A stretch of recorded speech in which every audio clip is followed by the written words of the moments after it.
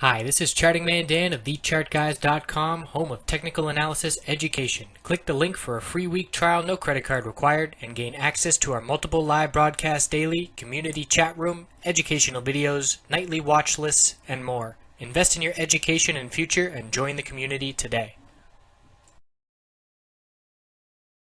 Hello everyone, Charting Man Dan here. So it's the end of July, and at the beginning of July we started a new feature here where we keep track of our trades. We call it the Trade Tracker. So I've got my own page where I've got my trades listed, and we have other members who are gutsy enough to contribute as well. They've got their own pages down here, their own tabs, so you can flip around, see what other people are trading and how they are doing on the month. So lots of good information to be had here. I'm going to go over my statistics here, and this isn't me saying look at my profit. This is just an example of the month of trading and how I feel that small accounts can certainly still make some decent money. You don't have to have $100,000 to be trading. Obviously, if you're trading with lower capital, $5,000, $10,000, $15,000, you want to be sure you know what you're doing and are very comfortable with charting, and then you can certainly use that amount of money to make some decent profit as long as you are disciplined and unemotional and have a nice solid game plan. So for me, the statistics here did a total of 41 trades. We actually started July 5th keeping track, so a little bit late into July there. But I disallowed 6 of these trades because they were above or below plus or minus in the less than $100 range. So I count those as washes. But the statistics here, out of 35 trades, there were 23 winners, so that's a 66% win. So 2 out of every 3 trades is a win there. The average loser was $214. And the average winner was $280. So that's not a significant difference.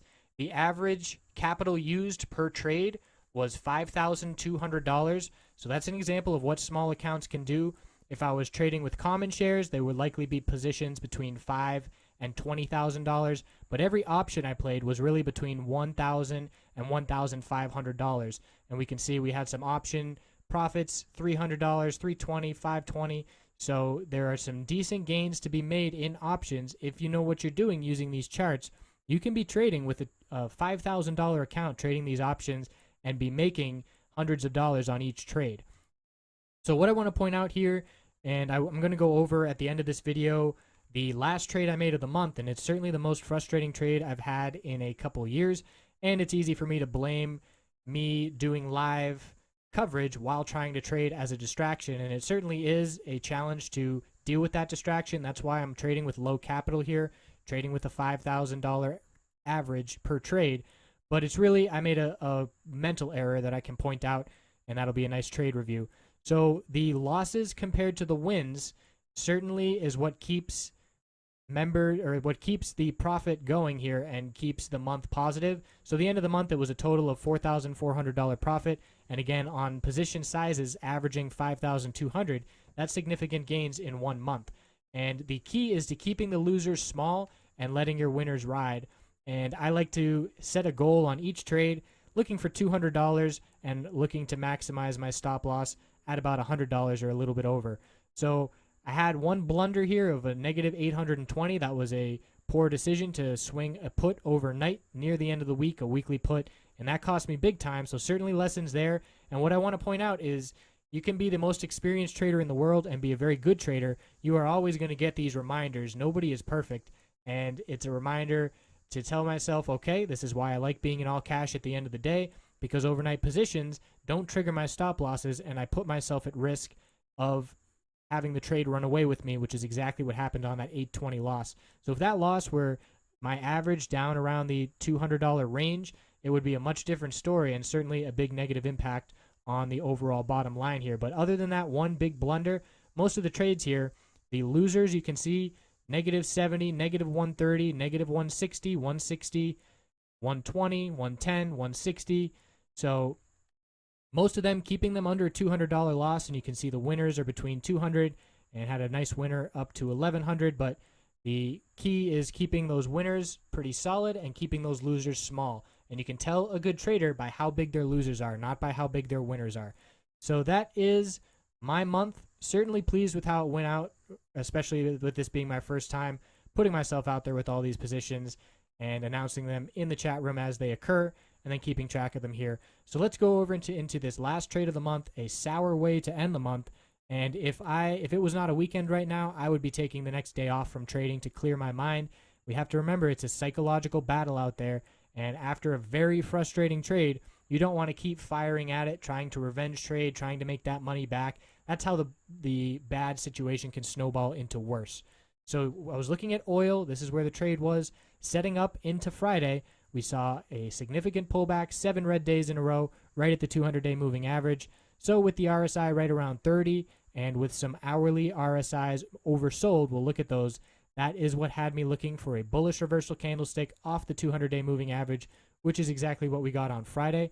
So heading into next week, we're looking for continuation. Bulls want another green day to confirm it. And we're looking for just a short-term bounce in the overall downtrend that has been in play for the past 2 months. So the weekly time frame lost the 50-week moving average support. Not really concerned with the weekly time frame. It was the daily chart that had me looking for a bullish oil play, the 200-day moving average, and the hourly chart. Make that the 4-hour chart for crude oil.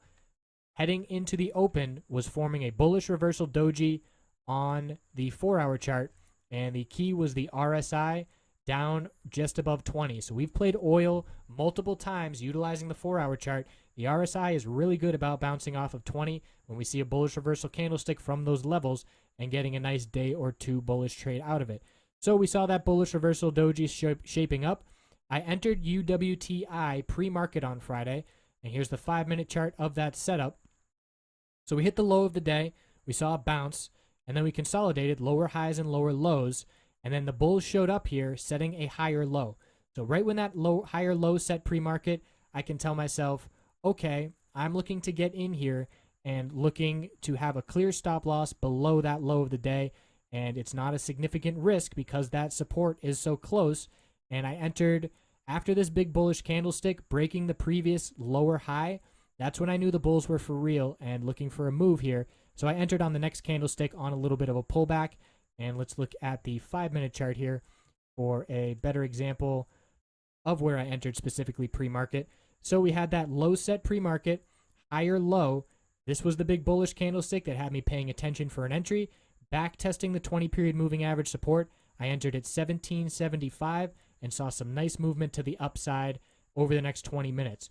So here's my excuse of where I said doing the live webcam in the morning cost me money, and it probably did. I normally would have exited on this move. Anytime I get a $500 gain in 20 minutes, I lock that in every time. My plan was to trade oil and potentially even swing it, looking for the bullish reversal candlestick to form.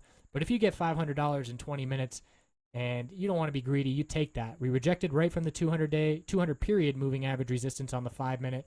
And over this time, as this was occurring, I was live covering other stocks and answering questions, and I did have my stop loss in, and that's where the trade went wrong. I'll go over my stop loss, but I normally would have been locking in that profit, and I tried to take my profit right here on this candlestick, and then the trade just started running away from me. So I was trying to do the live and not wanting to chase on the way down to exit, so I let my stop loss ride out, and in the end, I got stopped out by 1 penny at the low of the day, and then you can see the reaction here. So left about $1,200 on the table, ended up with a $270 loss after leaving $500 on the table pre-market.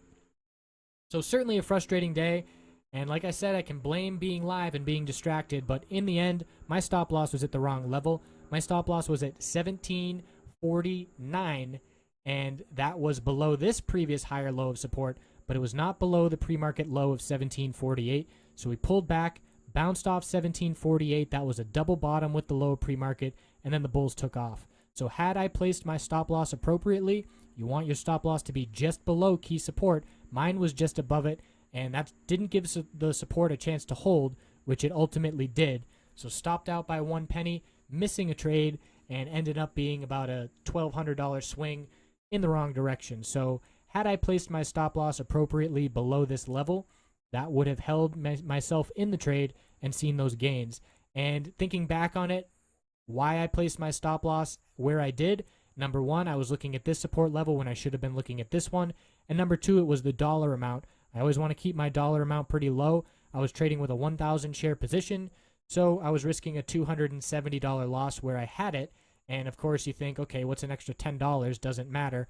but that's just the psychology that was going on in my head. I should have been playing with a smaller position, maybe 800 shares, to allow myself to put my stop loss below the low of pre-market and only risk about $200, $250. So that's certainly a lesson that I will be taking with me, and a little bit of a lapse in judgment on where to place that stop loss. So a lesson certainly to be learned here, and not a good way to end the week. And again, want to emphasize that were this not a weekend right now, I would not be trading the following day after this, just because it was so frustrating, and I definitely did feel that frustration and emotion. And it's what makes a good trader is how they rebound back from those frustrating situations and from losses. The losses and reaction of the trader are much more important than the wins. So that's a little rundown into the month of July and a sour end, but looking to get that out of my system, learn a lesson, and start August on a good note. So I appreciate you watching. Hopefully this was able to help. Maybe you can apply some of these principles to your own trading.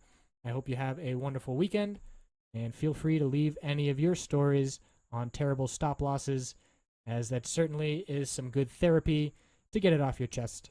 Hope you have a good weekend. See you soon.